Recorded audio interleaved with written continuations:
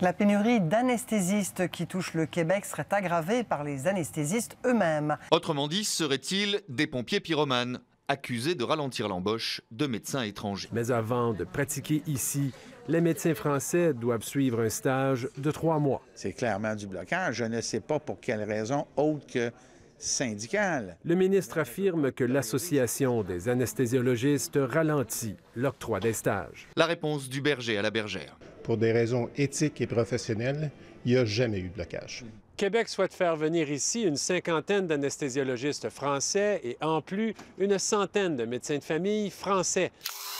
Chez nous, le télétravail pourrait résoudre pas mal de problèmes en hiver, par exemple. Et si, par exemple, en travaillant à la maison plutôt qu'au bureau, on réduisait le nombre d'accidents de la route? C'est très sérieux, c'est même mathématique. Une étude de l'Institut Vias a calculé que doubler le nombre de télétravailleurs décongestionnerait la circulation, réduirait les déplacements et le nombre d'accidents. Si on pouvait doubler le nombre de télétravailleurs, on aurait chaque année 220 accidents en moins et 25 tués et blessés graves en moins. Un certain nombre de petits dysfonctionnements sur beaucoup de sujets ont été constatés. Les petits dysfonctionnements, c'est tout de même un trou de 3 millions de francs suisses dans les caisses des fêtes de Genève.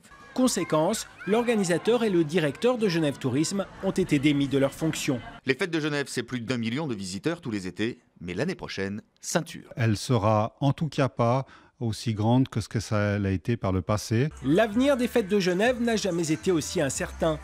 Je vois pas pourquoi les Chinois prendraient le nom Calisson, quoi, c'est pas d'eux. Et oui, madame, et la justice pense exactement comme vous. Les calissons se fabriquent uniquement à Aix-en-Provence, pas ailleurs, encore moins en Chine. Inadmissible pour les calissonniers d'Aix, gardiens de la tradition, et à qui la justice vient de donner raison. C'est une très bonne nouvelle pour nous, une belle satisfaction, puisque après 1 an de procédure d'opposition, on vient de remporter une victoire et de gagner, donc, et la marque Calisson d'Aix en Chine vient de tomber.